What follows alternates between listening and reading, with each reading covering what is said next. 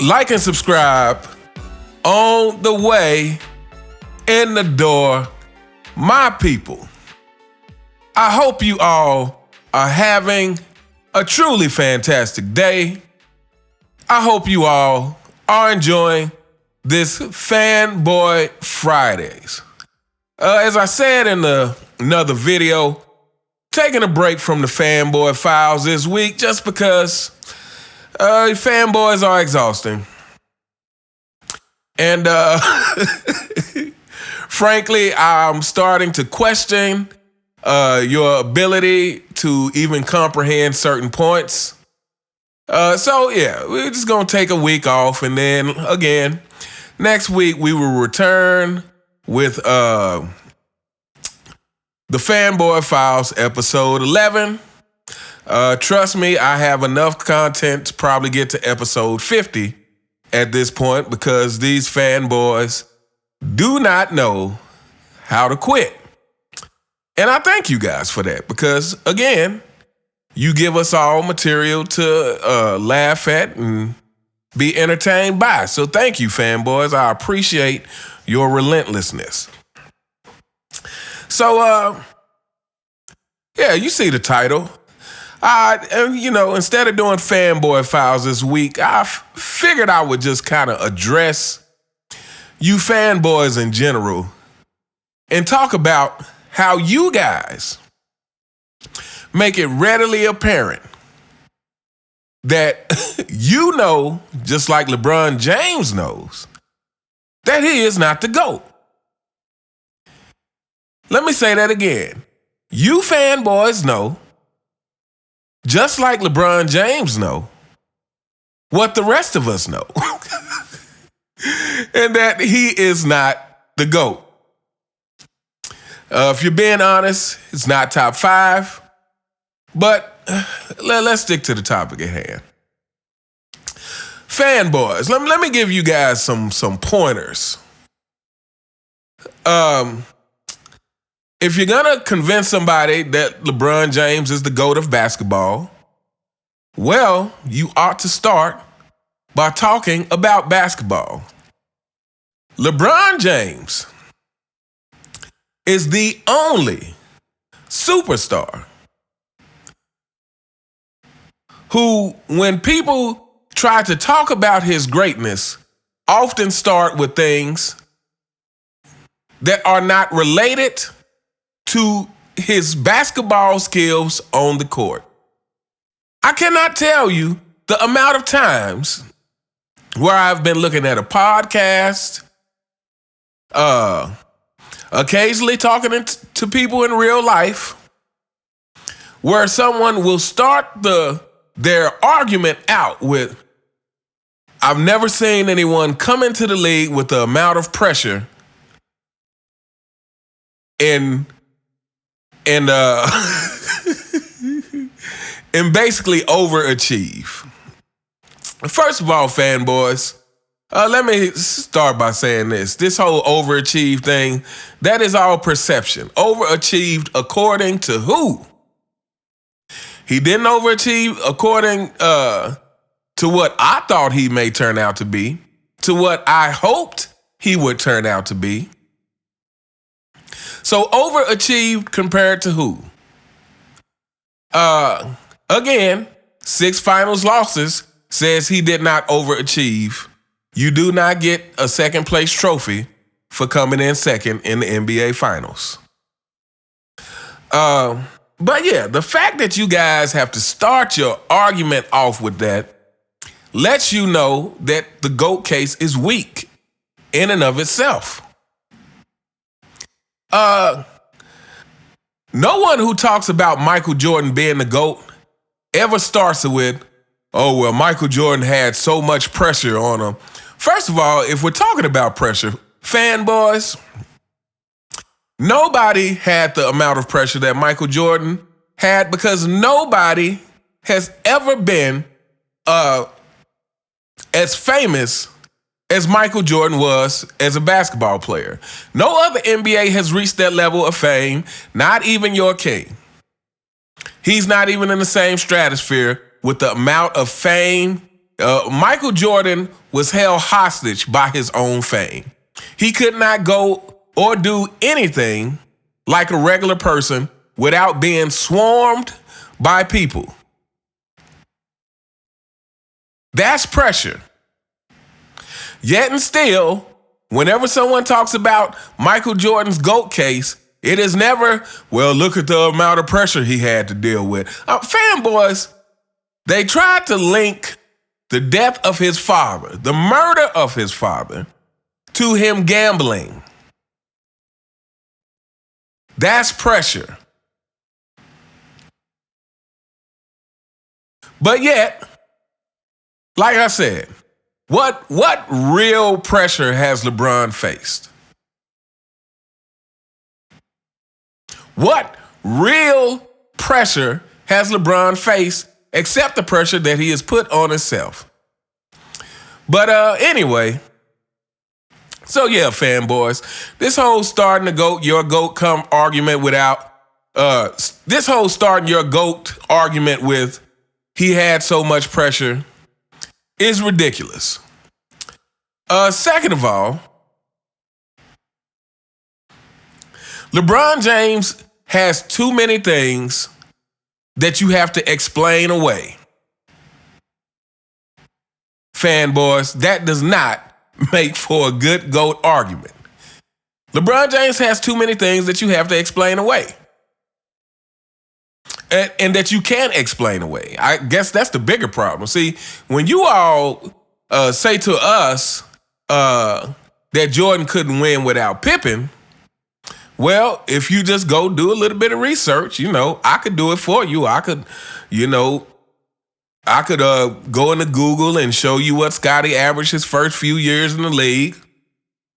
I could do that, but I'm not going to do that for you, fanboys. If you got the energy to come in my videos and type your crap, then you got the energy to type into Google before you start running your mouth to see if what you're saying is true.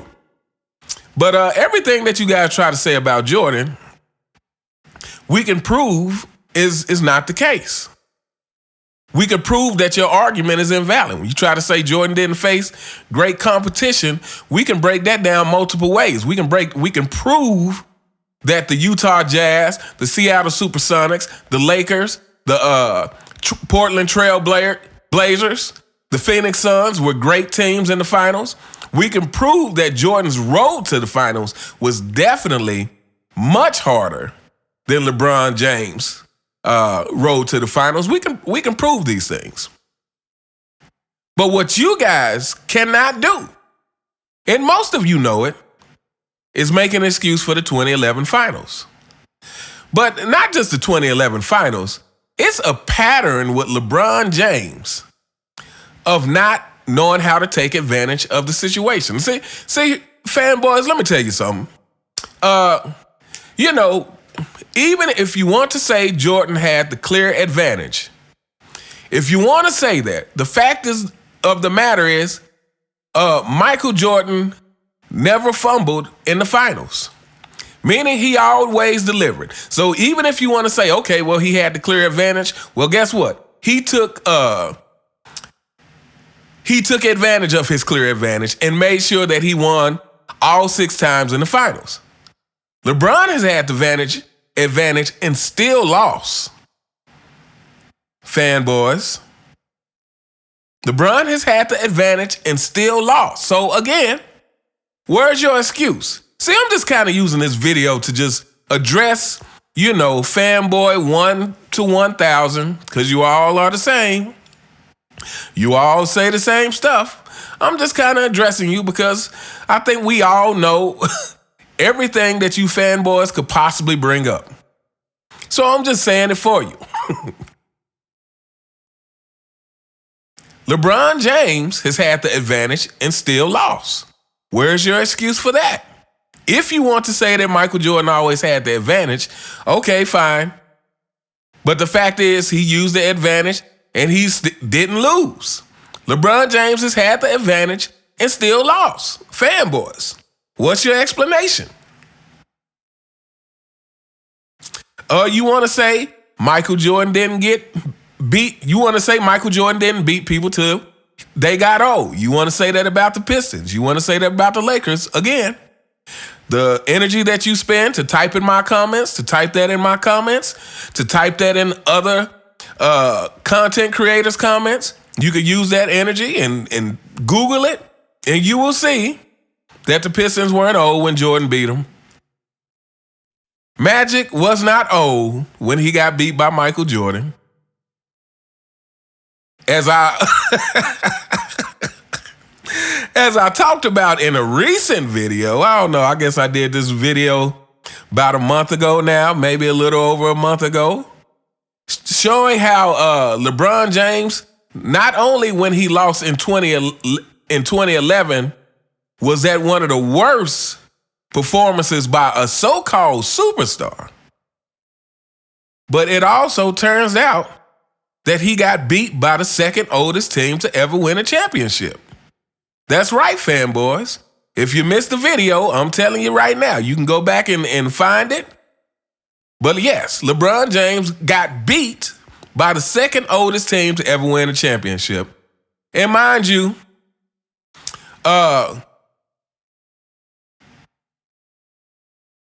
MJ's second three-peat, all three of those teams are in the top 10 oldest teams to ever win a championship, with the 98 team being the oldest team to ever win a championship.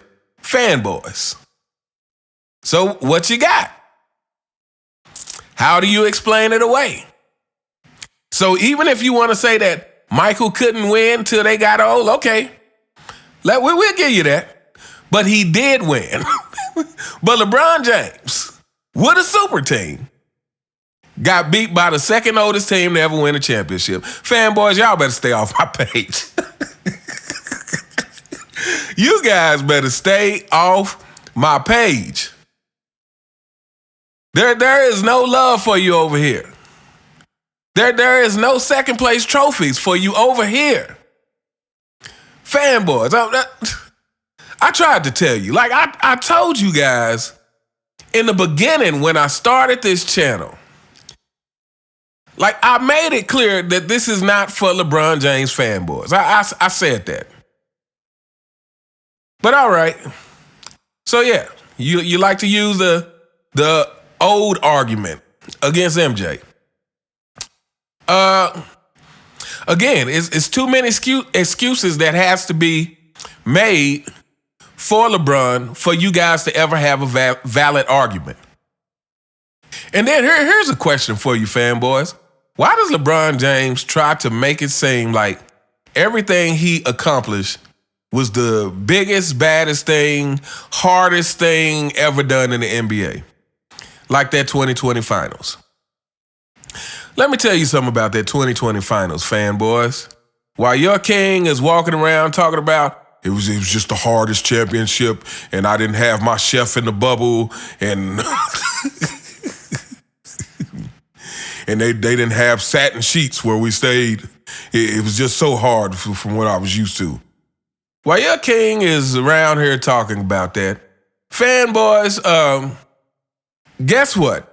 Every team in the bubble went through the same thing. The fact is, your king got to play a very undermatched Miami Heat in the finals, along with having AD on his team. Tell me, fanboys, how is that the hardest championship ever? When everybody in the bubble went through the same thing. Another thing, fanboys, why is it that everything associated with your king seems to be inadequate? You really need to ask yourself this, fanboys. Why is it that everything associated with your king seems to be inadequate? It's always, I don't have enough help, didn't have good coaches, didn't have good front offices. Fanboys, did you ever think about this?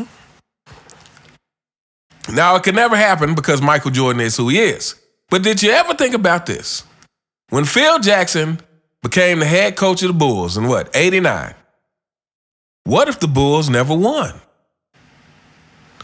What if they never won? Replace Michael Jordan with another superstar from the 90s. Are the Bulls 6-0? The reality of it is everything around Michael Jordan appears great because Michael Jordan won. Fanboys, I really need you guys to understand that's the difference between winning and losing.